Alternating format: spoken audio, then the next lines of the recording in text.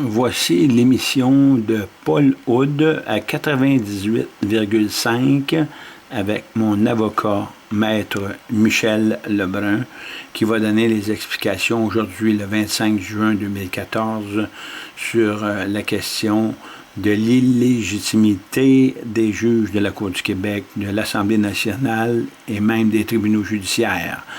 C'est certain que j'ai beaucoup de choses à dire là-dessus, mais éventuellement, on va pouvoir en discuter plus profondément dans les prochains jours. Merci. J'ai entendu parler aux États-Unis, entre autres, de ce qu'on appelle là-bas le terme dit freemen on the land, des citoyens souverains qui ne veulent pas être, ils ne veulent pas dépendre d'aucune loi, législation, et qui même se disent au-delà des lois de l'impôt, ils veulent être des citoyens entièrement libres. Eh bien, il y a quand même quelques Québécois qui veulent se considérer comme citoyens souverains. Des individus qui refusent notamment de payer les impôts. Sauf que si vous refusez de payer les impôts, vous devrez en subir les conséquences. Un résident de Cowansville, M. Normandin, récemment a été reconnu coupable d'avoir omis de produire ses déclarations de revenus.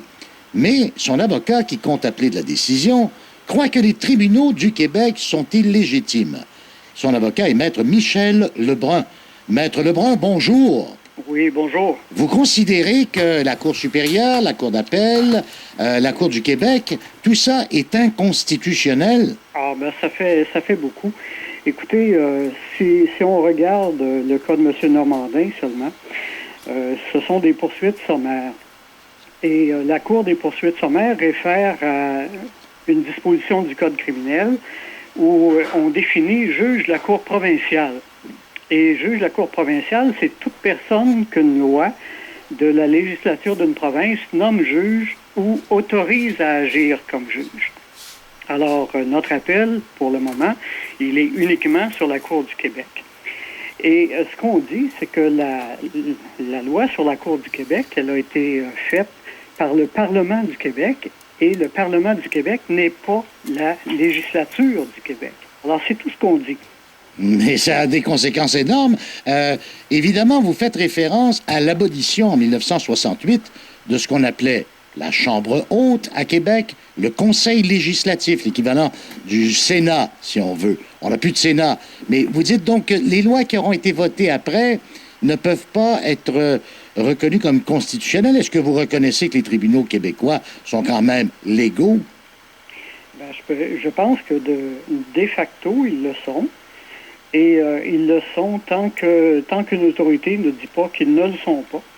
Et je pense que c'est important que s'ils ont l'autorité, et de bien montrer qu'elle est constitutionnelle, cette autorité-là.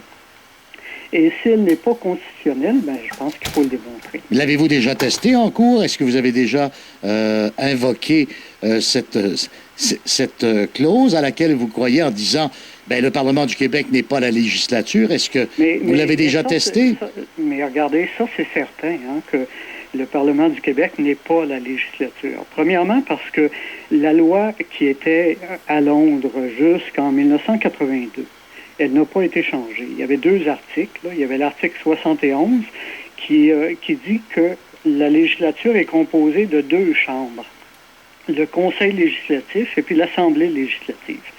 Ça, là, ça n'a jamais pu être changé à Londres. Ça a été changé dans la province. La loi provinciale a été modifiée en 1968 par la loi sur le Conseil législatif. Mais si vous regardez bien là, les articles de la Constitution qui touchent le Québec, de 71 à 80, ben vous allez voir, regardez, l'article 75, il dit « Survenant une vacance dans le Conseil législatif de Québec par démission, décès ou autre cause, le lieutenant-gouverneur, au nom de la Reine, nommera par instrument sous le Grand Sceau de Québec une personne capable et ayant les qualifications voulues pour la remplir. » Alors, c'est pas moi qui le dis. On a déjà eu une affaire qui était avec le Parti de la souveraineté du Québec. Et c'est le juge Boilard qui a dit cet élément-là. Et puis, je pense que je vais vous le lire. Le pouvoir législatif dans la province de Québec s'exerçait par deux choses et l'article 75 ne permettait même pas l'élimination de l'une de ces chambres, c'est-à-dire la chambre dite haute par attrition. Ce dont on parlait, le Conseil législatif, qui a été aboli en 68. Oui, c'est ça, parce qu'on obligeait le lieutenant-gouverneur de remplacer toutes les vacances qui survenaient par un autre membre. Ce qui a été aboli, là, c'est la loi sur la législature provinciale. C'est pas ce qui existait en Angleterre. Ce qui existait en Angleterre, ça a continué d'exister comme tel. L'article 71 a continué d'exister jusqu'en 82. Et en 82, quand il y a eu le rapatriement de la Constitution, ils se sont rendus compte qu'il y avait deux chambres à l'article 71 et que le Parlement du Québec, ou enfin l'Assemblée nationale du Québec, il y avait seulement une chambre. Alors évidemment, comme vous avez fait votre Polytechnique, deux, c'est différent de un, et puis ils ont été confrontés à la situation. Mais la situation était encore plus complexe. Mais Maître Lebrun, vous êtes évidemment à retourner... On dit souvent, le diable niche dans les détails. Ah, tout à fait. Bon, alors c'est pour ça, vous êtes allé sortir des documents, puis vous jouez quand même sur l'extrême limite de ce qui peut être considéré comme acceptable du point de vue législatif au Québec. Mais est-ce que c'est votre stratégie pour défendre des gens qui appartiennent à un mouvement où ils ne veulent pas payer les impôts ici au Québec? Bien, regardez, c'est important de savoir si l'autorité telle qu'elle existe actuellement, le Parlement du Québec, si vraiment c'est une autorité qui est bien constitutionnelle. Alors ça, c'est important parce que c'est la législature qui vote les lois des impôts. Et évidemment que si le Parlement n'est pas la législature, il n'a pas le droit de voter les lois sur les impôts. Alors, les personnes qui remplissent leur chèque pour les impôts, moi, je leur suggérerais de mettre sous réserve de constitutionnalité. Oh là là! Évidemment, il faut payer les impôts. Ben oui, parce que regardez, votre client, M. Normandin, là, il a été reconnu coupable de ne pas avoir produit ses déclarations de revenus. Oui, par un juge de la Cour du Québec. Et vous êtes allé en appel sur regardez vos droits constitutionnels, c'est ça? Tout à fait, absolument. Et là là! Et puis, ça va se continuer le 3 juillet prochain. Et vous savez, en 82, là, c'était certain que la loi constitutionnelle, les articles que je vous ai nommés, 71 à 80... Vous parlez quoi, du rapatriement de la Constitution? Absolument. Oui, d'accord. Alors, c'est sûr qu'ils étaient là, puis ça faisait partie de la loi du Canada à partir du 18 avril. Quand vous regardez maintenant la situation de l'Assemblée nationale du Québec à ce moment-là, il y avait 122 députés et puis il y avait 110 sièges à cette Assemblée-là. Et ça, c'est pas moi qui le dis, là, c'est dans les débats parlementaires. Je vais vous lire l'extrait. Oui, mais Maître Lebrun, on ne va pas tomber dans chacun des paragraphes, mais dites-moi, votre client, M. Normandin, il encourt une peine de combien de temps? Ou enfin, quelle est la pénalité quand on a été reconnu coupable de ne pas avoir produit sa déclaration de revenus? Bien, il peut avoir une pénalité de quelques milliers de dollars et puis il peut aussi encourir certaines années de prison. Et vous avez donc porté la cause en appel. Est-ce que, pour l'instant, vous n'avez pas eu de réponse de la Cour d'appel? Ben non, évidemment. Pour savoir si c'est recevable? Ça va sûrement être recevable et ça va être entendu à la fin du mois d'août et dans le district de Granby. Et pour ce qui est de la sentence, on ne la connaît pas encore. Et par la suite, ben, il y aura possiblement un appel de la sentence aussi. Eh bien, dites donc, c'est tout un retour en arrière qu'on va faire. Est-ce que vous avez beaucoup de clients du même genre où vous allez pouvoir invoquer la même inconstitutionnalité? Non, voyez-vous, c'est un petit peu un concours de circonstances. Ah, d'accord. Hein? Parce que M. Normandin s'est fait demander certains impôts, il ne les a pas payés. Et j'ai bien l'impression que l'Agence du revenu a voulu en faire un cas spécial. Alors, c'est les gens de la GRC qui l'ont arrêté. Et finalement, son procès a été fait ex parte. Alors, moi, lorsque je suis arrivé, il était déjà emprisonnés. Mais Maître Lebrun, il y a plein de gens qui produisent leur déclaration d'impôt avec retard. Qu'est-ce que vous voulez? Ils en payent le prix parce que, évidemment, il y a des pénalités. Hein? L'intérêt va s'appliquer sur le montant dû aux deux ministères.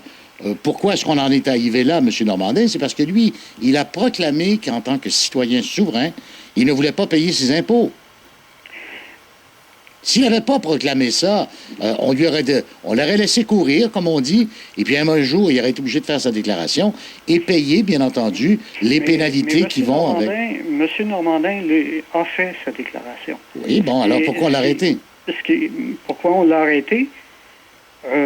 Probablement je ne sais pas vraiment les raisons pour lesquelles on l'a arrêté. Parce que je suis intervenu à ce moment-là. Mais vous êtes d'accord, Maître Lebrun, que c'est pas le premier citoyen à produire sa déclaration d'impôt au-delà de la date limite du 30 avril. Ben oui, c'est évident. Et que c'est plein de gens qui font ça, puis qui produisent un jour leur déclaration, et évidemment qui doivent payer les pénalités encourues.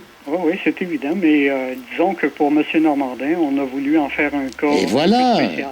Et vous en faites un cas aussi, là, parce que... Ah, absolument, à partir de ce moment-là, mais on est seulement en défense. Hein?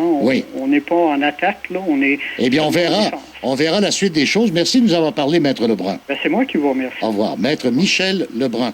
Oh, excusez-moi, on est dans les... Vraiment, mais vraiment dans le détail. Quelle défense! Alors, la prochaine fois que vous faites une infraction, mesdames, messieurs, vous avez affaire à la police, faites affaire avec Maître Lebrun, peut-être va-t-il trouver une clause quelconque qui est nichée à Londres, qui n'a pas été... dont on n'a pas tenu compte dans le rapatriement de la Constitution canadienne en 82, ou dans l'abolition du Sénat québécois, c'est-à-dire le Conseil législatif en 68. Ça va vous faire une défense, et vous pourrez aller peut-être en appel. Vous avez peut-être déjà entendu parler, aux États-Unis, entre autres, de ce qu'on appelle là-bas le terme dit freeman on the land.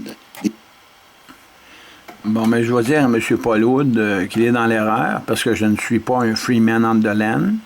Je ne suis pas non plus un citoyen souverain. J'ai eu un appel, justement, de son recherchiste cet après-midi.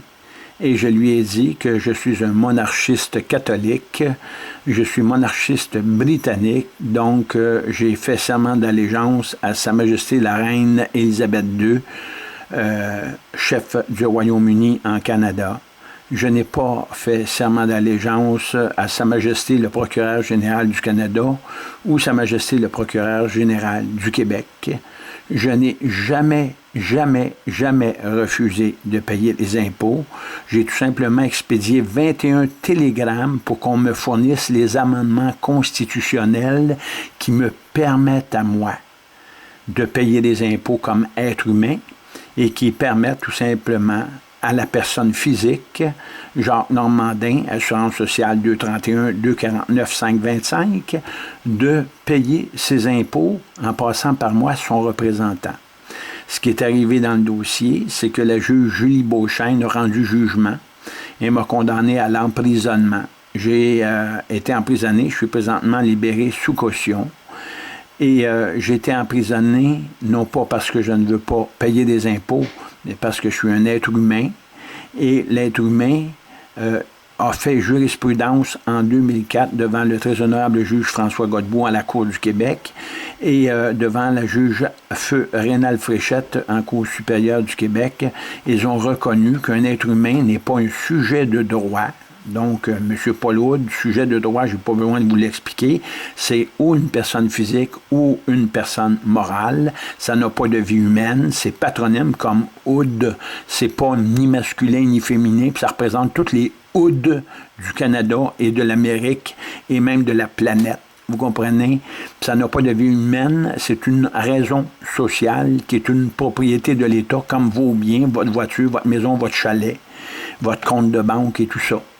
Moi, c'est certain que pour la question des impôts, j'opte pour l'abolition complète de l'impôt sur le revenu ici. Première des choses, on est endetté de 1,68 $ et 63 centièmes par dollar de nos revenus. et le gouvernement vient chercher plus de 75 sous sur chaque dollar de nos revenus. Donc, il reste 25 sous pour payer 1,68 et 63 centièmes de la dette per capita ici au Québec. Ça ne prend pas quelqu'un d'intelligent qui a fait des hautes études pour comprendre qu'on n'a pas à confier notre argent à des institutions qui sont mal administrées ou qui ont tout simplement, par leur étude universitaire, tromper la population en se remplissant les poches au détriment tout simplement du peuple. N'oubliez pas que les gens qui font de l'argent n'en payent pas. Il y a 170 milliards dans les paradis fiscaux. Les pauvres n'en payent pas. C'est seulement la classe moyenne comme vous. Je ne pense pas que vous soyez très riche, M. Paul-Oud. Donc, non, insultez pas mon avocat, Michel Lebrun. Je n'ai pas à faire subir ces insultes-là. Je ne suis pas un citoyen souverain. On ne tue pas des gens, nous. On ne tire pas dans le dos des gens. Le journal La Voix de l'Est s'est rétracté. Eux m'ont envoyé une lettre comme quoi ils ont dit « On s'excuse, vous n'êtes pas des citoyens souverains, vous êtes des monarchistes catholiques. » C'est dans le journal La Voix de l'Est, cette rétractation-là. Donc, j'ai félicité l'initiative de La Voix de l'Est pour cette correction-là. Et vous, à Radio-Canada, je pense que c'est la même chose pour tous les animateurs. Vous avez des cerveaux étroits et je pense pas qu'on va faire affaire ensemble.